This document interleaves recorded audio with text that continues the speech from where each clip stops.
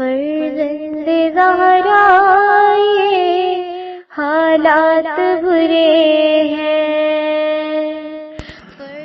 کاشانۂ بصیرت ایک ایسا مکمل یوٹیوب چینل جس پر محروم بصارت کے لیے بالخصوص اور تمام افراد کے لیے بالعموم سینکڑوں کی تعداد میں اسلامی کتب دستیاب ہیں۔ لہذا گزارش ہے کہ آپ اپنی ذمہ داری نبھاتے ہوئے کاشانۂ بصیرت کو سبسکرائب کرنے کے ساتھ ساتھ بیل آئیکن کو پریس کیجیے تاکہ آپ علم کے حصول کے ساتھ ساتھ مذہب اہل بیت کی اشاعت میں بھی اہم کردار ادا کرتے رہیں۔ کاشانۂ بصیرت، کاشانۂ بصیرت، کاشانۂ بصیرت۔ فرزند زہرا یہ حالات برے ہیں۔ بسم اللہ الرحمن الرحیم۔ السلام علیکم۔ یہ کتاب آپ کے لیے کاشانۂ بصیرت کی یوٹیوب چینل کی جانب سے ریکارڈ کی جا رہی ہے۔ نام کتاب علی کی بیٹی، تالیف ڈاکٹر علی قائمی۔ اب ہم کتاب کا پارٹ نمبر 43 پڑھیں گے، باب نمبر 16، صفحہ نمبر 36، مزار سید الشہداء علیہ السلام پر اہل بیت علیہم السلام کا ورود۔ اب ہم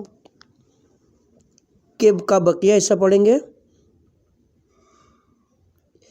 3 دن اسی کیفیت میں بسر ہوئے۔ جناب سید الساجدین علیہ السلام نے دیکھا ان مقدرات بے کس میں اب مزید طاقت گریہ و ماتم باقی نہیں، لہٰذا آپ نے ان سب کو کربلا سے چلنے کی ہدایت فرمائی۔ اسی سلسلے میں ایک اور سوال سامنے ابھرتا ہے کہ اس تمام سلسلہ مصائب و قید و اسیری کے بعد کتنے آدمی اور کون کربلا آ سکے جنہوں نے مندرجہ بالا عزاداری کی طرح ڈالی؟ جناب عماد زادہ اس بارے میں لکھتے ہیں، تاریخ کے مطالعے سے پتہ چلتا ہے کہ عمر بن سعد ملعون کے کربلا سے کوفے کی طرف روانگی کے بعد کوفے پہنچ کر امام حسین علیہ السلام کے انصار ان کی خواتین کو ان کے رشتہ داروں کی سفارشات کی بنا پر کوفے ہی میں رہنے دیا گیا تھا، اور یہ تمام خواتین اسیری سے آزاد ہو گئی تھیں، لیکن ہاشمی خواتین اور اہل بیت اطہار ہی باقی رہ گئے تھے جنہیں قید کر کے شام کی طرف لے جایا گیا تھا۔ یہ بیان با اعتبار درایت صحیح معلوم ہوتا ہے، اس لیے کہ کتب مقاتل میں بھی کسی مصنف نے انصاران سید الشہداء علیہ السلام کی جو کربلا میں حضرت کی حمایت میں شہادت پر فائز ہوئے تھے، خواتین اور بچوں کا کوفے کے بعد کہیں تذکرہ نہیں کیا، جس سے یہ بات واضح ہو جاتی ہے کہ کربلا کے اسیروں میں کوفے کے بعد صرف بنی ہاشمی کے بچے اور خواتین جناب سید الساجدین علیہ السلام کے ہمراہ دمشق میں قید رہے، اور ان میں سے صرف 18 افراد اور چند بچے ہی کربلا 40 کے لیے پہنچے۔ یہاں پہ کتاب کا حاشیہ اختتام کو پذیر ہوتا ہے۔ کتاب کی طرف چلتے ہیں، صفحہ نمبر 535 سے دوبارہ۔ کربلا میں وارثان شہداء کے ورود سے واقعات روز عاشور زندہ و تازہ ہو گئے۔ مختلف مقامات گزرے ہوئے واقعات کی یادیں تازہ کر رہے تھے۔ خواتین اور بچوں کو یاد آنے لگا کہ خیمہ گاہ اس جگہ تھی، قتل گاہ یہاں تھی، سید الساجدین علیہ السلام کا خیمہ اس جگہ تھا، مقام رخصت امام یہ تھا، یہاں ظالموں سے تازیانے کھائے تھے، یہ وہ جگہ تھی جہاں خیام میں آتش زدگی کے بعد بچے اپنی جانیں بچانے کے لیے اپنے آپ کو چھپاتے تھے، ٹلہ زینبیہ یہ تھا، وغیرہ وغیرہ۔ ان مناظر میں شور نالہ و گریہ بلند ہوا، درد دل کی انتہا نہ تھی، ہر کوئی کسی گوشے میں یا کسی قبر پر بیٹھا افشانی میں مصروف تھا۔ فرق صرف یہ تھا کہ آج سب اطمینان اور آرام کے ساتھ مہوے خواں تھے کہ اب تماچوں اور تعزیانوں کا کوئی خوف یا خطرہ نہ تھا، سب آزادی سے جی بھر کر مصروف گریہ تھے اور بلا خوف و خطر شہداء کی یاد میں گریاں تھے۔ ثانیہ زہرا کی کیفیت۔ زینب عالیہ سلام اللہ علیہ مرقد سید الشہداء علیہ السلام پر تشریف لائیں، سوزش قلب اور چشم گریاں کے ساتھ بھائی کی قبر مطہر پر روداد سفر بیان فرمائی، اپنے زخم ہائے قلب اور دین خدا کی پیغام رسانی کی تمام کیفیات و حالات کی وضاحت فرمائی، راستے بھر کے تمام صدمات و آفات و تکالیف جن کا ابھی تک کسی سے تذکرہ ممکن نہیں ہوا تھا، تمام مشقتیں و مظالم جو برداشت کیے تھے اور جن پر ایک لفظ بھی کہنے کی ابھی تک اجازت نہ ملی تھی، تفصیل سے شہید راہ خدا پر واضح فرمائے۔ سیدہ ثانیہ زہرا سلام اللہ علیہ نے اپنے برادر عالی قدر سے امانتوں کی حفاظت کا ذکر کرتے ہوئے کہا کہ انہوں نے کس طرح معصوم و یتیم بچوں کی حفاظت کی تھی، مگر افسوس کہ سید الشہداء علیہ السلام کی پیاری صاحبزادی رقیہ، اکثر کتب مقاتل میں اس بچی کا نام سکینہ بنت الحسین تحریر کیا گیا ہے، واللہ علم بالصواب، کو ہمراہ نہ لا سکیں، جن کو وہ بطور امانت دمشق کی خاک کے سپرد کر کے آئی تھیں۔ کتاب منتهى الاعمال۔ ان سب باتوں اور واقعات کے باوجود مخدومہ عالم اپنے افراد کارواں کے آرام و سکون کے ذمہ دار بھی ہیں۔ ان کی ذمہ داری میں ان کی دلداری اور انہیں جہاں تک ممکن ہو آرام پہنچانا بھی شامل ہے۔ انہیں گوارا نہیں کہ یہ بچے اپنے حواس کھو بیٹھیں یا غش کر جائیں۔ اپنی ذمہ داری کو محسوس فرماتی ہے کہ انہیں اپنے اس مصیبت و آفت زدہ کاروان کو جس قدر بھی یہ باقی ہے صحیح و سالم مدینۃ الرسول تک واپس پہنچانا ہے، اور یہی مقصد حسین علیہ السلام کی کامیابی کی زندہ دلیل ہوگی۔ نمبر 3، مدینے میں اہل بیت کا ورود۔ یہ لوٹا ہوا پریشان حال قافلہ کتنے دن کربلا میں مقیم رہا، تاریخ اس کا تعین نہیں کرتی۔ بعض نے 3 روز کی مدت کا تعین کیا ہے، بعض نے 7 دن کہا ہے۔ جو کچھ ثانیہ زہرا کا ارشاد ہے وہ یہ ہے کہ مزار سید الشہداء علیہ السلام کو اپنی زندگی کی مستقل منزل بنانا چاہتے تھے اور خواہش رکھتے تھے کہ کہیں نہ جائیں، لیکن عنوان و پیغام شہادت کو ہمیشہ کے لیے مستقل حیثیت دینا بھی مخدومہ عالم کے فرائض میں شامل تھا۔ لہٰذا اس مقدس و ستم رسیدہ کارواں نے مدینے کی راہ اختیار کی۔ بعض روایات کے مطابق اہل بیت رسول کو تمازت آفتاب سے بچانے اور گرمی کی شدت سے محفوظ رکھنے کی خاطر یہ قافلہ رات کو سفر کرتا تھا۔ یہ خطرہ بھی تھا کہ راستے میں صحرا کے خطرناک طوفانوں سے بچنے کے لیے سالار کارواں نعمان بن بشیر کو، جو رہبر اور رئیس کارواں تھا اور جس کو اور کئی قسم کے خطرات کا اندیشہ تھا، یہ حکم تھا کہ غیر معروف راستوں سے سفر کریں۔ بہانہ یہ تھا کہ انہیں جلد از جلد منزل تک پہنچایا جائے۔ البتہ ہم یہ ضرور کہیں گے کہ راستے پر افراد کارواں پر بہت مہربان رہا اور طریقے و منازل سفر اور رفتار حرکت کو مستقلاً افراد کارواں کے اختیار میں رکھا۔ مدینے کو واپسی۔ جناب ثانیہ زہرا سلام اللہ علیہ مدینے واپس لوٹیں، لیکن اب وہ پوری طرح اپنے پیغام و فرائض کو انجام دے کر آئی تھیں۔ یہ وہ فرائض تھے اور ایسی تبلیغ تھی جسے کسی نے کبھی نہ دیکھا تھا۔ شہر میں پہنچنے سے پہلے ایک شخص کو بھیجا گیا کہ شہر والوں کو خبر کر دی جائے کہ کاروان آل رسول لوٹ آیا ہے۔ بشیر جزلم شہر میں آیا، سیدھا مزار رسول اکرم پر پہنچا اور اس طرح گویا ہوا: اے مدینے کے لوگوں، تمہارے لیے اب کوئی جائے پناہ باقی نہیں۔ امام حسین علیہ السلام مار ڈالے گئے، لہٰذا بے حد آنسو بہاؤ۔ ان کا بدن خاک گرم پر پھینک دیا گیا اور ان کا سر مبارک نوک نیزہ پر بلند کیا گیا۔ غرض مدینہ ایک عزا خانے میں بدل گیا۔ سید الشہداء علیہ السلام کی شہادت کی خبر ہر جگہ پہنچ گئی۔ لوگ آنسو بہانے اور نالہ و فغاں میں مصروف ہو گئے۔ آوازیں گریاں زنان و مردانے مدینہ کو جلانے لگیں۔ سب لوگ خاندان رسول کے استقبال کے لیے تیار ہو کر دروازے شہر کی جانب روانہ ہونے لگے۔ اہلیان مدینہ دروازے شہر پر ثانیہ زہرا اور سید الساجدین علیہ السلام کے لوٹے ہوئے قافلے سے ملاتی ہوئی اہلیان مدینہ دروازے شہر پر ثانیہ زہرا اور سید الساجدین علیہ السلام کے لوٹے ہوئے قافلے سے ملاتے ہوئے، اور انہوں نے اسیران آل محمد کی زیارت کی، جن کے چہرے اترے ہوئے اور ظاہری و باطنی کیفیت ہر طرح پریشان و علم خوردہ تھی۔ پریشانی اور تباہی کا یہ عالم تھا کہ ثانیہ زہرا کے شوہر ہر طرف دیکھتے تھے لیکن معظمہ کو پہچان نہ پاتے تھے۔ کتاب کا حاشیہ ہے یہاں پہ۔ سید الشہداء علیہ السلام کے پسماندگان کے مدینہ واپس پہنچنے کے حالات کو مختلف مورخین نے اپنے انداز میں تحریر کیا ہے، تاہم ان تمام کیفیات کو درایت انسانی کو قبول کیے بغیر کوئی چارہ نہیں۔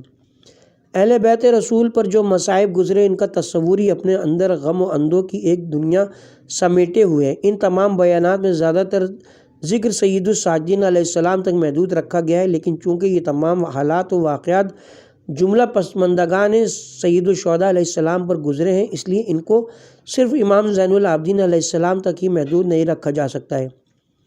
اس لیے ہم ان تمام حالات میں خصوصیت کے ساتھ ثانیہ زہرا کو شریک جانتے ہیں، کیونکہ کربلا کے پورے المیہ میں آپ ہر طرح شریک ہیں، اور ان تمام ذمہ داریوں کو جو امام مظلوم علیہ السلام نے بطور اولی الامر آپ کے سپرد کیا تھا، آپ نے سردار اسرا کی حیثیت میں رہتے ہوئے اسے پورا کیا، ایسا پورا کیا کہ رہتی دنیا تک ہر ذی شعور انسان نہ صرف سید الساجدین علیہ السلام بلکہ سید الشہداء تک کے ساتھ آپ کو برابر کا شریک تسلیم کرے گا۔ لہٰذا ہم چند ایک واقعہ نگار حضرات کے تاثرات نہایت اختصار کے ساتھ ہدیہ قائرین کرتے ہیں، جس سے ثابت ہو جائے گا کہ زینب کسی بے بس و بے کس و مجبور خاتون کا نام ہی نہیں، بلکہ زینب اس کردار کا نام ہے جس کی وجہ سے شہادت عظیم زندہ ہے، کلمہ توحید و شہادت سید المرسلین زندہ ہے، اسلام زندہ ہے، اور یہ سب کچھ اس وقت تک زندہ رہے گا جب تک ہماری اس مخدوم عالم کا ذکر زندہ ہے۔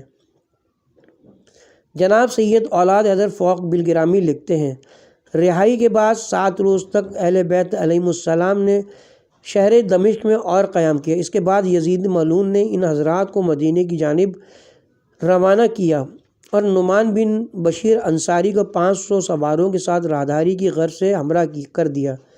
المختصر یہ حضرات شہر دمشق سے روانہ ہو کر کربلا میں داخل ہوئے اور قبر امام حسین علیہ السلام سے ودا ہوتے ہوئے مدینہ منورہ میں داخل ہوئے۔ مدینہ میں داخلہ اور حضرت محمد حنفیہ سے ملاقات کے بعد جس وقت مقدرات عالیہ کی نظر روضہ مقدسہ نبوی پر پڑی تو ایک قیامت مچ گئی۔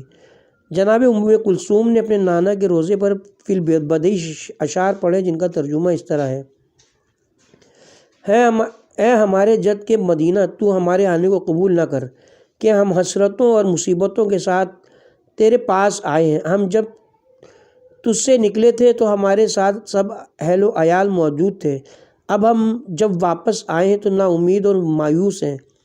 ہم ضائع ہو گئے اور ہمارا کوئی کفیل و مددگار نہیں، ہم گناہ کرتے اور روتے ہیں۔ ہم وہ ہیں جو در بدر اونٹوں پر پھرائے گئے اور اونٹوں پر سوار کیے گئے جو برے اور بے سامان تھے۔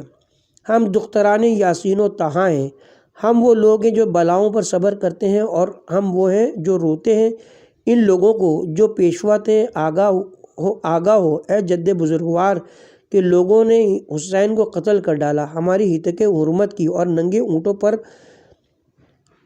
سوار کر کے ہمیں در بدر پھرایا۔ زینب کو انہوں نے بے پردہ کیا اور فاطمہ کا کوئی معین نہ تھا۔ سکینہ شدت گرمی سے شکایت کرتی تھیں۔ زین العابدین کو قید کیا اور اس کے قتل کا ارادہ کیا۔ ہائے ہمیں شہر شہر پھرایا، تمام خلقت کے سامنے ہم کو رسوا کیا۔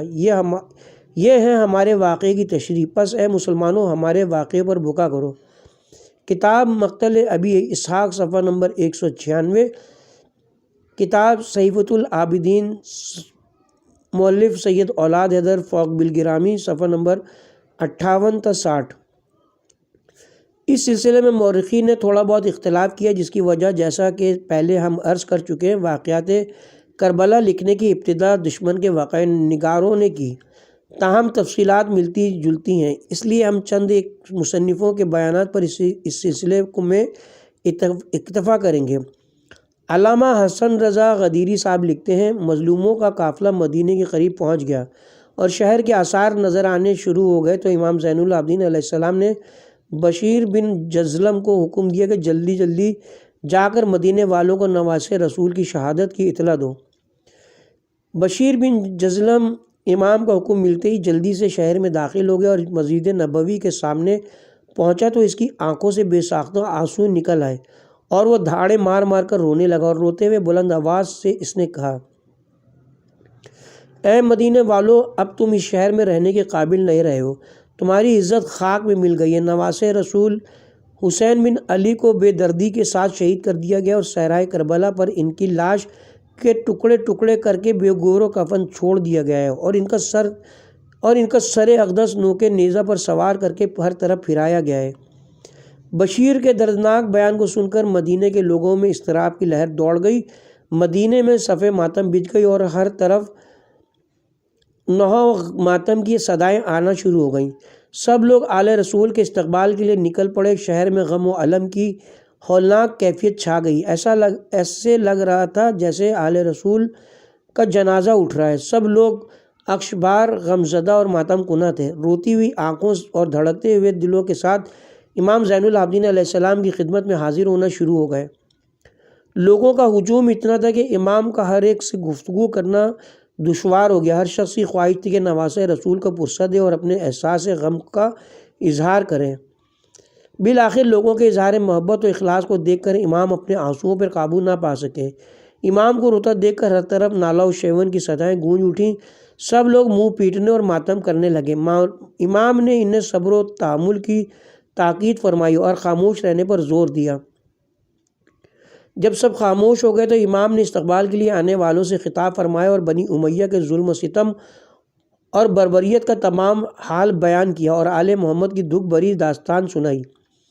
اولاد رسول کی مظلومیت کی کہانی سن کر لوگ دھاڑے مار مار کر رونے لگے۔ اس کے بعد کاروان آل محمد شہر میں داخل ہو گیا۔ رسول اللہ کے حرم مطہر کے آثار نظروں کے سامنے آئے تو حضرت ام کلثوم نے یہ نوحہ پڑھنا شروع کیا: اے ہمارے نانا کے شہر مدینہ، اب ہم یہاں آنے کے قابل نہیں رہے۔ ہم غموں اور حسرتوں سے بھرے ہوئے دلوں کے ساتھ آئے ہیں۔ ہم جب گئے تھے تو بھرا گھر ساتھ تھا، اب واپس آئے تو نہ تو ہمارے مرد واپس آئے ہیں اور نہ ہی ہمارے بچے۔ روتے روتے سیدہ ثانیہ زہرا مسجد کے دروازے سے لپٹ گئیں اور چیخیں مار مار کر کہنے لگیں: نانا میرا بھائی مارا گیا، نانا میرا حسین شہید کر دیا گیا۔ کتاب زینب صفحہ نمبر 286-287۔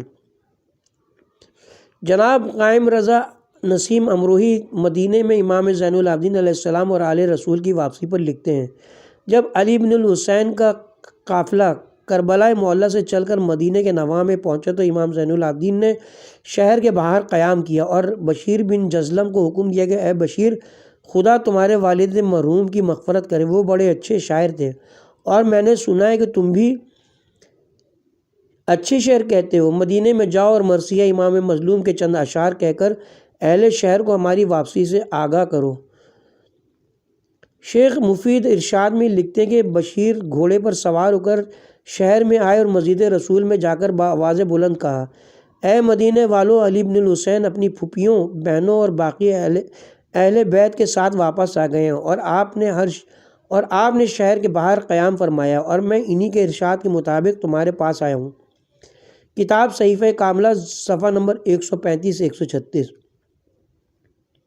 مدینہ میں داخلہ آل رسول کے سلسلے میں یہی مؤلف لکھتے ہیں: تاریخ الخمیس اور مقاتل التواریخ میں ہے کہ جب یہ قافلہ تمام ہم وطنوں کے ساتھ مدینہ میں داخل ہوا تو سب کے آگے جناب سید سجاد ایک سیاہ علم لیے ہوئے تھے اور آپ کے عقب میں جناب ام کلثوم یہ نوحہ پڑھتی جاتی تھیں: اے ہمارے نانا کے مدینہ، ہمیں قبول نہ کر، ہم بڑے دکھ درد لے کر آئے ہیں۔ طبری اور دیگر مورخین کا بیان ہے کہ جب یہ قافلہ شہر میں داخل ہوا تو حضرت عقیل بن ابی طالب کی صاحبزادی مسلم بن عقیل کی بہن اشعار پڑھ رہی تھیں، جن کا ترجمہ یہ ہے: تم جو اپنے کو خیر الامم کہتے ہو، کیا جواب دو گے رسول کو جب وہ رسول سوال کریں گے تم نے میرے بعد میری اولاد میں سے بعض کو قیدی بنایا اور بعض کو خون میں نہلا دیا؟ صحیفہ کاملہ صفحہ نمبر 137۔ اس کے ساتھ ہی یہاں پہ حاشیہ اختتام پذیر ہوتا ہے۔ کتاب کی طرف چلتے ہیں۔ صفحہ نمبر 540، باب نمبر 16، عزاداری سید الشہداء علیہ السلام۔ سید الشہداء علیہ السلام کی عزاداری اس طرح شروع ہوئی گویا پورا مدینہ عزا خانہ بن گیا۔ پورے شہر مدینہ میں عزاداری و سوگواری کے مراثی اور عنوانات پھیلنے لگے اور مدینہ کی تمام آبادی شب و روز مختلف انداز میں رسوم عزاداری ادا کرنے لگی۔ مختلف لوگوں کے ہجوم، مختلف خاندانوں کے افراد مرد و زن تعزیت کے لیے خاندان رسالت میں حاضر ہونے لگے۔ ثانیہ زہرا کے لیے دو صورتیں تھیں: ایک تو مجلس عزاداری میں شرکت، اس طرح کہ آپ خود عزاداری کرنے والی ہوتیں اور پورا خاندان رسالت آپ کے شریک کار ہوتا، جو سب مجلس عزا منعقد کرنے والے ہوتے۔ دوسری صورت یہ ہوتی کہ حادثات و واقعات سے خود ثانیہ زہرا بیان فرماتی اور خاندان رسول اکرم کے مرد و خواتین سننے والے ہوتے۔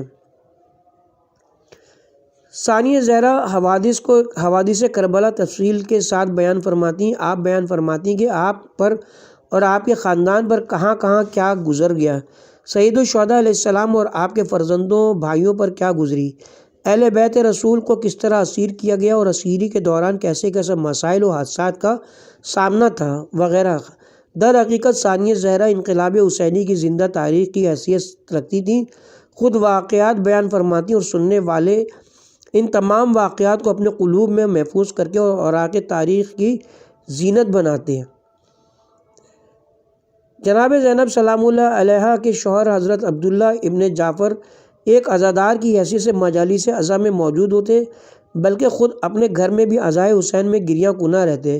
اس کی ایک وجہ تو یہ بھی ہو سکتی کہ ان کے صاحبزادے اون و محمد میت سید الشہداء علیہ السلام میں شہید ہوئے تھے، لیکن وہ مجالس عزا امام حسین علیہ السلام کے لیے برپا کرتے، اپنے فرزندوں کے لیے نہیں۔ شاید انہیں اپنے فرزندوں کا خیال بھی آتا ہو، مگر ثانیہ زہرا کے لیے یہ ممکن نہ تھا۔ یہاں پہ کتاب کا حاشیہ ہے۔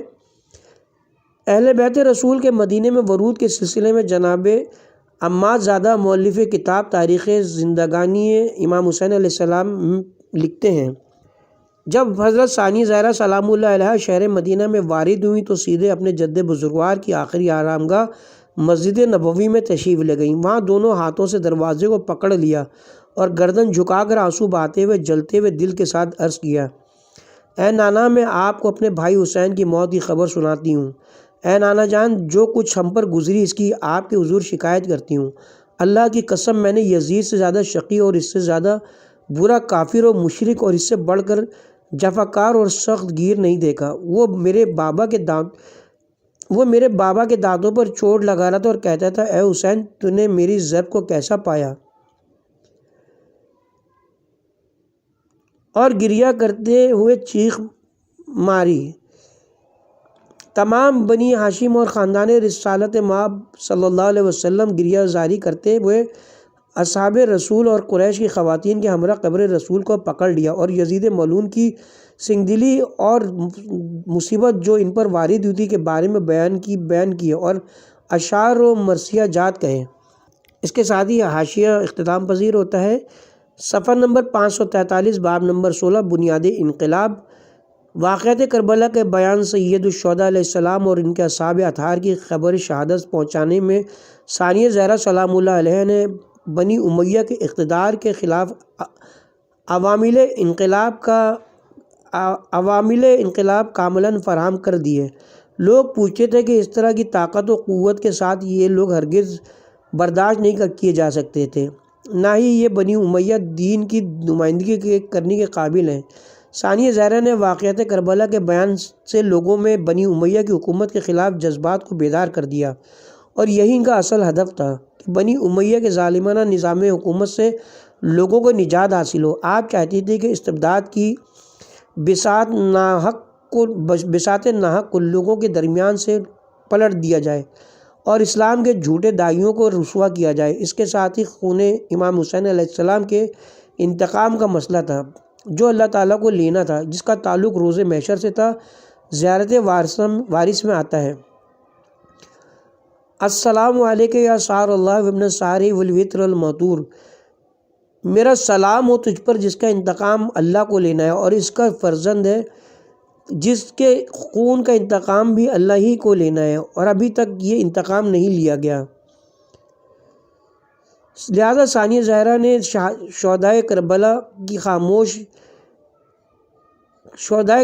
خاموش کی ہوئی فریادوں کو لوگوں کے کانوں تک پہنچا کر دم لیا۔ آپ نے اہل بیت رسول کی رسوائی کے تمام حالات جو دشمنان دین نے پیدا کیے تھے تشت از بام کر دیے۔ یہ سب کچھ آپ نے ایسے اسلوب کے ساتھ انجام دیا کہ دشمنان اہل رسول بالکل رسوا ہو جائیں اور عوام الناس کو بھی پتہ چل جائے کہ ان مسائل کے پس پشت کیا واقعات و حقائق کار فرما تھے۔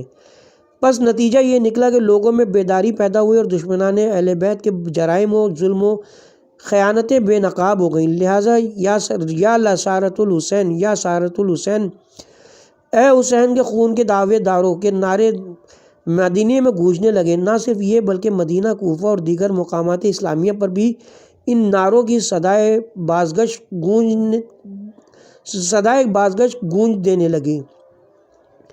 حکومت وقت کا احساس خوف سید الشہداء علیہ السلام جامع شہادت سے سیراب ہوئے، لیکن غیر معمولی قابلیت و اہلیت کے مبلغ اپنی جگہ دنیا کو دے گئے، جن میں ہر ایک فصاحت و بلاغت کے درجہ کمال پر تھا۔ مردوں میں سید الساجین علیہ السلام تھے جو اپنی باتوں سے طوفان عظیم برپا کر سکتے تھے، جبکہ خواتین میں امام حسین علیہ السلام کی صاحبزادیاں سکینہ و فاطمہ تھیں، اور ان سب کی راس اور رئیس خود ثانیہ زہرا جناب زینب کبریٰ تھیں۔ ان تمام حضرات کی موجودگی میں مدینہ شورش و طوفان کے لیے آمادہ ہو گیا۔ والی مدینہ عمرو بن سعید اس کیفیت سے بہت خوفزدہ ہوا۔ اس نے خط کے ذریعے یزید ملعون کو مطلع کیا اور اس سے حکم طلب کیا۔ اس نے لکھا، سیدہ ثانیہ زہرا کا وجود مدینے والوں کے احساسات کو ہجیان میں لانے اور بے چین کرنے کا سبب ہے۔ وہ ایک فصیح و عقل مند خاتون ہیں۔ ان کے ساتھیوں نے اور خود انہوں نے خون حسین کا انتقام لینے کا مصمم ارادہ کر رکھا ہے، لہٰذا ہمیں کیا کرنا چاہیے؟ یزید ملعون نے جواب میں لکھا، ان لوگوں سے میل جول قطع کر دیں۔ اس کا نتیجہ یہ نکلا کہ واقعے کی ایک اور اساس پیدا ہو گئی اور ایک نئی صورتحال سامنے آئی، جس کے نتیجے میں ہمارے ان محترم مسافروں کے لیے ایک اور دور دراز سفر کی راہ کھل گئی، جس میں ثانیہ زہرا کو ایک بار پھر شریک ہونا پڑا۔ اس کو دوبارہ پڑھتے ہیں۔ اس کا نتیجہ یہ نکلا کہ واقعے کی ایک اور اساس پیدا ہو گئی اور ایک نئی صورتحال سامنے آئی، جس کے نتیجے میں ہمارے ان محترم مسافروں کے لیے ایک اور دور دراز سفر کی راہ کھل گئی، جس میں ثانیہ زہرا کو ایک بار پھر شریک ہونا پڑا۔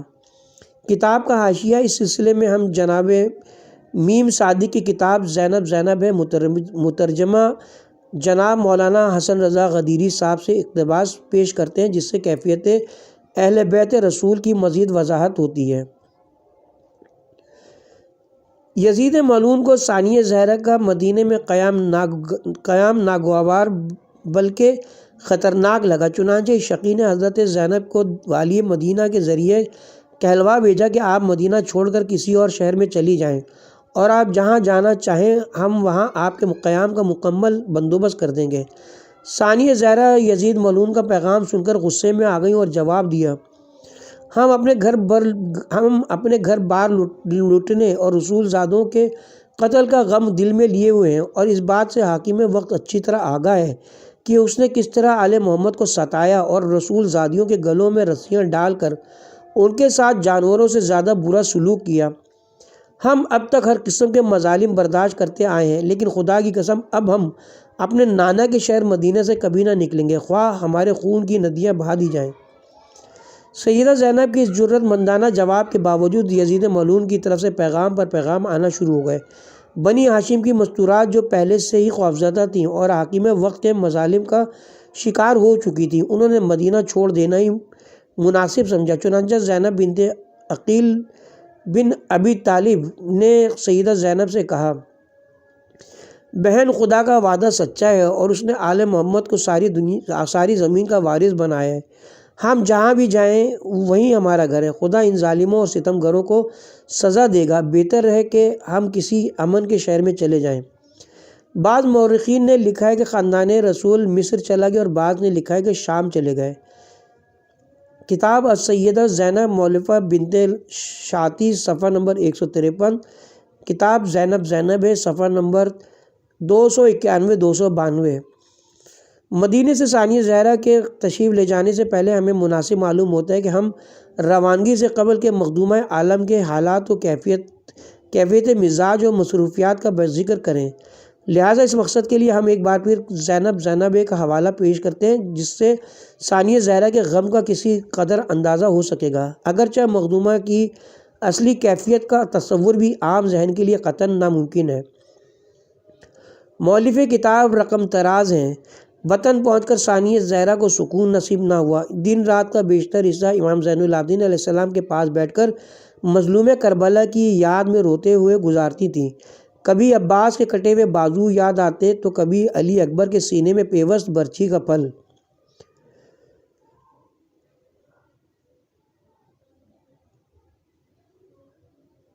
کبھی قاسم کی لاش پر گھوڑے دوڑتے ہوئے آنکھوں کے سامنے مجسم ہو جاتے تو کبھی علی اصغر کا تبسم یاد آ جاتا، کبھی اون کی جوانی کا تصور دل میں موزن ہو جاتا تو کبھی محمد کا ابھرتا شباب، کبھی مسلم بن عقیل کا دارالامارہ کی چھت سے گرنا آنکھوں کے سامنے آ جاتا تو کبھی طفلان مسلم کی ننھی ننھی لاشیں دریا کی طوفانی موجوں میں بہتی نظر آتی، کبھی مسلم بن اوسجہ یاد آتے تو کبھی حبیب ابن مظاہر، کبھی حسین کا گھوڑے سے گرنا یاد آتا تو کبھی ذوالجنہ کا خالی واپس آنا، کبھی خیموں میں لگتی آگ یاد آتی تو کبھی صحرائے کربلا میں بکھری ہوئی لاشوں کا دردناک منظر، کبھی سکینہ کے در اترتے ہوئے یاد آتے تو کبھی سجاد کو تازیانے لگتے، کبھی رسول زادیوں کی چادریں چھنتی یاد آتی تو کبھی ہاتھوں میں ہتھکڑیاں اور پاؤں میں بیڑیاں لگتی، کبھی سہمے ہوئے یتیموں کی فریادیں سنائی دیتی تو کبھی سیدانیوں کی درد بھری آہیں، کبھی شام کے بازاروں میں تماشائیوں کا ہجوم یاد آتا تو کبھی دمشق کی چراغانی اور لوگوں کے جشن و سرور کی آوازیں، کبھی ابن زیاد ملعون کے دربار میں پیش ہونا یاد آتا، کبھی یزید ملعون کے ایوان سلطنت میں کئی گھنٹے کھڑے رہنا، کبھی زندان کی تنگ و تاریخ فضا یاد آتی تو کبھی خرابہ شام کی ٹوٹی ہوئی دیواریں، اور بالآخر کبھی مدینہ یاد آتا اور کبھی اپنا آباد گھرانہ۔ یہ سب غم اور الم اور مصیبت تو درد کے وہ حالات جو علی کی صاحبزادی کے دل کو کباب کر دیتے تھے اور جن کا تصور کرتے کرتے ثانیہ زہرا ایک بے جان ڈھانچے کی طرح ہو گئیں اور ایسا لگتا تھا جیسے رسول زادی کے بدن میں روح ہی نہیں۔ زینب عالیہ نے اپنے گھر یعنی عبداللہ ابن جعفر کے گھر کو عزا خانہ بنا لیا اور ہمیشہ گریہ و بکا میں مشغول رہتی۔ آپ کے ساتھ دوسری بیویاں بھی سیاہ لباس پہن کر شب و روز ناحو و ماتم میں مصروف رہتی تھی۔ سید الساجین امام زین العابدین علیہ السلام بچوں کے لیے کھانا تیار کرتے اور مستورات کو تسلیاں دیتے تھے۔ امام جعفر صادق علیہ السلام سے روایت کی گئی کہ 10 محرم سن 61 ہجری سے لے کر 5 سال تک اہل بیت کے گھر میں نہ کسی بیوی نے آنکھ میں سرما لگایا اور نہ ہی سر میں تیل ڈالا، نہ ہی مہندی لگائی اور نہ ہی مسکرائیں، یہاں تک کہ جب مختار نے ابن زیاد ملعون کا سر آل رسول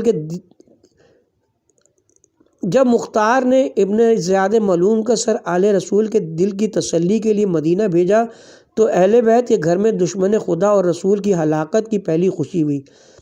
صفحہ نمبر 288 تا 290۔